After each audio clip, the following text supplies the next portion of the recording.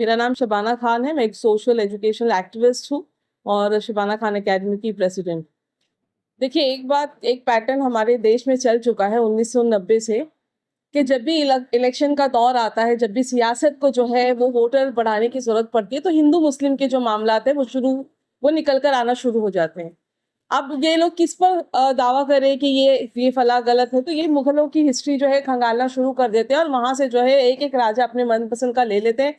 कह रहे ये राजा ने बुरा किया, ये राजा ने बुरा किया, और इस तरीके से जो है रिवायत इनकी चलती है और फिर उसी को दंगों में तब्दील कर दिया जाता है। बात यहाँ पर मुगलों की नहीं, बात यहाँ पे किसी शासक की भी नहीं, बात यहाँ पर किसी की क्रूरता की भी नहीं है। बात 300 साल के बाद गड़े मुर्दे उखाड़ने का काम जिस तरीके से आज की सियासत कर रही है, तो हमें समझ जाना चाहिए कि जरूर कोई बड़ा मुद्दा है जिसे छुपाने की कोशिश चल रही है। अब ये बड़ा मुद्दा क्या है? ये सियासी है। अगर आपने देखा कि जिस तरह से अभी एमएलए इलेक्शंस हुए, उसमें अचानक से लास्ट मोमेंट पर काउंटिंग जो है, वोटर काउंटिंग बढ़ जाती है, उस पर एक काफी बड़ा हल्ला होने वाला था। वो मुद्दा एक बड़ा था। बहुत सारे ऐसे मुद्दे निकल कर आते हैं। कहीं पर एक एक एरिया में किसी हिंदू को ही, किसी एक नगर परिषद के जो है बंदे को है मार दिया जाता है, उसके ऊपर पेशाब किया जाता है। वो वीडियो काफी वायरल होती है। ऐसे मुद्दे पर जब अपोजिशन एक आवाज उठाती है या घेरने की कोशिश करती है सदन में, तो हिंदू मुस्लिम के जो नारे हैं वो इतने सॉफ्ट टारगेट है, इतने इजी टारगेट है, इतनी आसानी है उसमें कि आप वो मुद्दा लेकर आ जाओ तो पूरे नेशनल लेवल पर न्यूज छिड़ जाती है। वो जो मुद्दा जो डिस्कस करना है आपको, वो जो मुद्दा जो सियासत तौर पे होना चाहिए, जो देश के लेवल पर, राज्य के लेवल पर जिसको डिस्कस करना चाहिए, वो सारे मुद्दों को खत्म कर दिया जाता है। अभी आप हाल ही में देखिए कि आत्महत्या जो एक किसान ने किया है, वो एक ऐसे किसान थे जिनको 2020 में एक अवार्ड मिलता है। उस किसान को पानी नहीं मिलने की वजह से वो बंदा जो है कर्ज में डूब गया और उसने सुसाइड कमिट कर लिया। अब आप ये बताइए, इतने मूल मुद्दे देश में रह रहे हैं, लेकिन उसके बाद आपको 300 साल पुरानी जो कब्र है औरंगजेब की, उसे आपको खुदवाना है। क्या मिल जाएगा उससे? कौन मुसलमान जो है वो जाकर औरंगजेब के जो है वो झंडे लेकर आगे जा रहा है? क्यों आप उकसा रहे हो मुसलमानों को? ना हम वहां पर कुछ ऐसी बातें कर रहे हैं कि जिससे हिंदू के जो भावना है वो आहत हो रही है। हाँ, अभी एक मसाला जो चल रहा है, जहाँ सियासी मसाले चलते हैं हिंदू मुस्लिम के, वहीं पे जो है बॉलीवुड मूवीज जो है इस तरीके की आ जाती है। जैसे अभी ये एक मूवी चल चुकी है जिसमें ये बहुत ही क्रूरता से दिखाया गया, एक धर्म परिवर्तन के नाम पर जो है वो संभाजी को जो है वो उन्होंने छत्रपति संभाजी को जो है वो मार दिया गया। अब इतिहासकारों में ऑलरेडी ये बहस छिड़ चुकी है कि क्या इसकी असल वजह थी, किसने ये किया, किसने ये नहीं किया। वो एक चलो इतिहास का मुद्दा है और उसमें जो है वो लोग अब सर्च करने लग गए हैं। पर बात यह है कि आप हर बार जो है, या मीडिया जो है, या फिर गोदी मीडिया हो, या फिर बॉलीवुड डायरेक्टर्स हीरो हो, जब उनकी पिक्चरें नहीं चलती है तो ऐसे मुद्दों को उठाकर जो है उनकी जो है टीआरपी बढ़ जाती है, उनके पैसे, उनकी पिक्चरें हिट हो जाती है, उनके एक्टर्स हिट हो जाते हैं। तो सियासी हिट करना है, सियासी वोटर्स को हिट करना है, या फिर पिक्चर्स को हिट करना है, या एक्टर्स को हिट करना है, तो एक ही मुद्दा है, मुगल है, मुगल शासक है, मुसलमान है, हिंदू है, ये है। यही लेकर, यही फॉर्मूला लेकर जो है वो पूरे माहौल को खराब कर दिया जाता है। खैर, इनकी पिक्चरें हिट हो जाती है, इनके सियासी मुद्दे जो है वो गर्म हो जाते हैं, जो मेन मुद्दे वो दब जाते हैं, लेकिन इसका जो नुकसान होता है वो आम आदमी पर होता है, वो मुसलमान पर होता है जो सुबह से शाम तक अपनी मजदूरी करके अपने घर में सुकून और चैन से जीना चाहता है। उन लोगों पर ये जो है ये विपदा आ जाती है, ये मुश्किलें आ जाती है। आप उनको जो है दंगों में फंसा देते हो, उनके घरों को तोड़ते हो, उनकी गाड़ियों को तोड़ देते हो। 150 लोग जो है अभी गिरफ्तार हुए नागपुर में, मुसलमान गिरफ्तार हुए। रमजान का महीना चल रहा है। आप ये देखिए कितनी नफरतें इन लोगों ने खोल दी है कि आज लोगों को सच और झूठ जानने की जरूरत ही नहीं है। बस किसी ने कुछ कह दिया और लोग जो है वो एक भीड़ निकल कर जो है वो आगे आ जाती है। पर ये इस देश के लोगों को अभी समझना होगा, और ये समझना भी चाहिए कि हर बार हिंदू मुस्लिम करके क्या ये देश आगे जा पाएगा? क्या इस तरीके से चीजें जो है वो आगे आएगी? अगर आपको इतनी ही नफरत है मुसलमानों से, तो आप ये बहुत ही क्लियरली बोल दीजिए। ये हर बार मुद्दा बनाकर जो है आप टारगेट कर रहे हो, तो ये बहुत ही गलत चीज है, बहुत ही ओछी हरकत हो चुकी है सियासत की। मैं समझती हूँ अगर मुर्दों पे राजनीति होने लग गई तो इसका मतलब है कि हमारी सियासत में कोई जिंदगी बची ही नहीं है। आप एक कंकाल पर, आप एक मुर्दे पर अपनी सियासत की रोटियों को सेक रहे हो, तो ये ना तो एक सीएम को शोभा देता है, ना उनके कार्यकर्ताओं को शोभा देता है। हाँ, मुसलमानों को इसमें अब एक चीज समझनी होगी कि आप खुद अपनी तारीखों को पढ़ो, आप खुद समझाओ लोगों को कि क्या चीजें हुई थी, क्या चीजें पहले हुई थी और कौन सी ऐसी रोशन तारीख है जिसे हमें आगे करना चाहिए। हर बार किसी राजा ने कुछ किया या क्रूरता किसी राजा ने की, उसका पूरा दारोमदार आज के मुसलमानों पे क्यों है?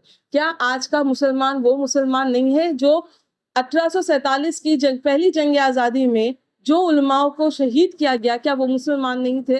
वो मुसलमान नहीं थे। आपका तो इंडिया गेट का जो इंडिया गेट की जो दीवार है उसमें तो करीबन 6,000 मुसलमानों का 61,000 मुसलमानों का नाम दर्ज है वहां पर, जिनको शहीद किया गया। उसके बाद भी ऐसा नहीं था कि मुसलमान जो है खाली उन्होंने कुर्बानी दी है। आप देखिए, जब चीन के साथ हमारी 1962 में जंग हुई है और इंडिया के पास पैसे नहीं थे, वहां पर मीर उस्मान जो थे, उस्मान अली हैदराबाद के नवाब, उन्होंने इतना ज्यादा जो है वो गोल्ड सोना जो है वो दिया है भारत सरकार को, ताकि वो जंग जो है वो लड़ी जाए। तो मुसलमान खाली एक मुसलमान मुगल से ही निकल कर आए, ऐसा आप क्यों कहते हैं? मुसलमान वो भी है जो जंग आजादी में पेश रहा। हर कुर्बानी मुसलमानों ने दी है, वो कुर्बानी जान की हो, माल की हो, हर तरीके की कुर्बानी जो मुसलमानों ने दी है। तो वहां से वो मुसलमानों को क्यों नहीं समझा जाता? मौलाना अबुल कलाम आजाद को क्यों नहीं समझा जाता है? एपीजे को क्यों नहीं समझा जाता है कि वहां से हम मुसलमान जो है उस मुसलमानों को आप देखिए कि वो मुसलमान ने इस देश को आगे करने में कितनी अपनी जो है कुर्बानियां दी है, कितनी जो है चीजों को आगे रखी है। आप हर बार बोलते हो मुसलमान जो है वो इतना गरीब है, वो ऐसा है, वो ऐसा है। तो गरीब कैसे नहीं रहेगा? आज मुसलमान को आपने काम पर लगा दिया है, वो अपनी मस्जिदें बचाएगा, वो अपनी दरगाहों को बचाएगा, वो अपने घर को बुलडोजर से बचाएगा, वो अपने बूढ़े माँ बाप को जो गोश्त लेके जा रहे हैं ट्रेन में उनको बचाएगा, वो अपने नौजवानों को बचाएगा, वो अपनी बेटियों को बचाएगा। बताइए, मुसलमान पढ़ेगा कब? मुसलमान तालीम कब लेगा? मुसलमान सही नौकरी कब करेगा? मुसलमान गवर्नमेंट दफ्तर में कब जाएगा? मुसलमान अपनी हक की बात कब करेगा? उसका तो आपने जिंदा रहना ही मुश्किल कर दिया। तो आज हालात जो है वो ट्रिगर करके एक पूरे समुदाय को आप पूरी तरीके से टारगेट करते हो। नाम कुछ भी ले लो, आप टीपू सुल्तान नाम ले लो, आप औरंगजेब नाम ले लो, आप बाबर नाम ले लो। आपने तो हर बार जो है वो अपने अपने कैरेक्टर्स जो है चुन के रख लिए, सिलेक्टिव हिस्ट्री करके रख लिया आपने। अगर आपको सिलेक्टिव हिस्ट्री है तो हमें भी पता है कि तारीख में ऐसे भी शासक आए हैं, हिंदू शासक। अब आप देख लीजिए, कश्मीर के एक शासक थे राजा हर्ष। उन्होंने क्या किया था कि जितने भी वहां पे मंदिर थी कश्मीर में, उनको तोड़ने का काम उन्होंने किया था। अब ये जो राजा थे, ये तो हिंदू राजा थे। क्या आप उस तारीख को क्यों नहीं खंगालते? वहां पे आपकी भावनाएं क्यों आहत नहीं होती? न सिर्फ उन्होंने मंदिरों को तोड़वाया, उसमें जो मूर्तियां थी उन मूर्तियों को ध्वज मतलब उनको तोड़कर पूरी तरीके से उस पर साधुओं से पेशाब भी करवाया गया। तो इतनी भी तारीख हमारे इसमें मौजूद है, हमारी इतिहास में ये सारी चीजें दर्ज है। आप वो भी खंगालिए अगर आपको क्रूरता ये देखनी है। आप एक राजशाही को आज की जो जमहूरियत है उससे कंपेयर करके देखेंगे, इस चश्मे से देखेंगे, तो आपको जो है वो चीजें सही नजर आएगी ही नहीं। शासक थे वो अपने जो दायरे थे उनको बढ़ाने के लिए, अपनी सत्ता को साबित करने के लिए बहुत सारे ऐसे राजाओं ने बहुत सारा कुछ किया। क्या सम्राट अशोक ने युद्ध नहीं लड़ी? क्या कलिंग का जो युद्ध है, हमें पता नहीं कि उस कलिंग के युद्ध में क्या खून की होली खेली गई थी। उसके बाद जो है सम्राट अशोक जो है उनका हृदय परिवर्तन होता है। तो ऐसे बहुत सारे, इवन चोलास में भी, चोला के जो राजा थे उन लोगों ने भी ऐसे ही किया था कि एक हिंदू राजा को ही इस तरीके से मार दिया जाता था कि उनके सर को धड़ से अलग कर दिया जाता था, उनकी बेटियों के नाक को कटवा दिया जाता था, ताकि ये प्राइड लिया जाए, ये फक्र महसूस किया जाए, देखो हमने इतने बड़े राजा को मारा है। तो हिंदू राजा जब दूसरे हिंदू राजा के साथ कुछ गलत करता था तो वो चश्मा आपका फिट नहीं होता है हिंदू मुस्लिम वाला। आपका चश्मा जो है वो सिर्फ और सिर्फ हिंदू मुस्लिम या मुगल शासक को लेकर ही आप बता सकते हो। अगर इतना हिंदू मुस्लिम का बैर था और आप महाराष्ट्र की बात करते हो, तो वहीं पे आप ये देख लीजिए कि शिवाजी महाराज के जो दादा थे मालोजी भोसले, वो एक शाह शरीफ पीर जो थे उनके मुरीद थे, और उन्हीं के मुरीदी में उन्होंने अपने दोनों बच्चों का नाम जो है वो उन पीर के नाम पे रखा। एक का नाम शाहजी रखा, एक का नाम शरीफ रखा। तो यहाँ पर वो मराठा जिनकी लड़ाई आप लेकर आप आगे बढ़ रहे हो कि हमारे मराठा सम्राटों के साथ इस तरीके से हुआ है, ऐसा हुआ है, मुसलमानों ने किया है। मुसलमानों ने नहीं किया, वो किसी एक शासक ने किया था। वो अपने जो सत्ता को लेकर काम हुआ था, अपनी जो है वो गरिमा को लेकर उन्होंने वो काम किया था। वो जो भी कुछ था वो उस दौर की बात थी। अगर इतना ही बुरा था तो क्यों शिवाजी की सेना में मुस्लिम ये थे, सिपा सालार थे। शिवाजी के किले में मस्जिद बनवाई जाती थी ताकि जो मुस्लिम सोल्जर्स होते थे उसमें वो वहाँ पे नमाज अदा करे। जब रमजान और ईद की जब खबर देनी होती थी कि चांद दिख गया है, तो तोपों से जो है वो आवाज करके ये बताया जाता था कि रमजान और ईद का चांद दिख चुका है। तो हमारे जो राजा थे, आपको हर एक चीज पन्नों को खंगालना पड़ेगा, देखना पड़ेगा, समझना पड़ेगा कि वाकई में मराठा जो है या जो वो इतिहास जो ये घड़ते हैं कि हिंदू मुस्लिम लेकर चली गई है, वो रिवायत ऐसी नहीं थी। आप पढ़िए, आप समझिए, और मैं तो ज्यादा से ज्यादा मुसलमानों से ये कहूंगी कि आपको ज्यादा पढ़ना है। एक चीज जो बहुत, ये सारी चीजें तो बहुत बुरी हुई, लेकिन उसमें एक चीज ये भी निकल कर बहुत अच्छे से आ रही है कि आज आप गूगल पे देखो, सबसे ज्यादा औरंगजेब जो है वो ट्रेंड कर रहे हैं।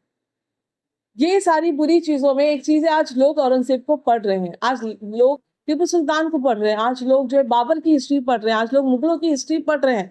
तो कहीं ना कहीं जो है लोग जब पढ़ेंगे तो उन्हें खुद भी समझ में आएगा कि सिर्फ ये कुछ ऐसी लोगों की जो है मानसिकता है जो सिर्फ छोटी पब्लिसिटी के लिए या अपनी सियासी करियर को उछाल देने के लिए ऐसी हरकतें करते हैं, और उसके बहकावे में दूसरे लोग ऐसी चपेट में आ जाते हैं जिनका कोई लेना देना नहीं होता है। आप देखिए जिस तरीके से नागपुर की हिंसा हुई, रात के टाइम किसने देखा, किसने नहीं देखा, कौन वहां पर जो है वो तोड़ फोड़ कर रहा था, और बहुत चुन चुन के सिलेक्टिव चीजों को तोड़ा गया है। मुस्लिम एरिया में भी दंगे हो रहे हैं, हिंदू एरिया में भी दंगे हो रहे हैं, कौन कर रहा है ये कुछ, और अलग ही नैरेटिव्स उसमें सेट किए जाते हैं, अलग ही एफआईआर दर्ज की जाती है। ये सारी चीजें जो है वो शक की बात करते हैं। और एक ऐसा एरिया जहां पर बाबरी मस्जिद की जब शहीद हुई थी, उस वक्त भी वहां पर कोई ऐसी दंगे नहीं हुए थे, लेकिन आज नागपुर जो इतना अमन पसंद था, आज वहां जाकर मैं तो गडकरी साहब की इतनी इज्जत करती थी कि मतलब वो सबसे अच्छे प्रोग्रेसिव लीडर में से माने जाते। आज उनके क्षेत्र में जो है इस तरीके की हरकत हुई है,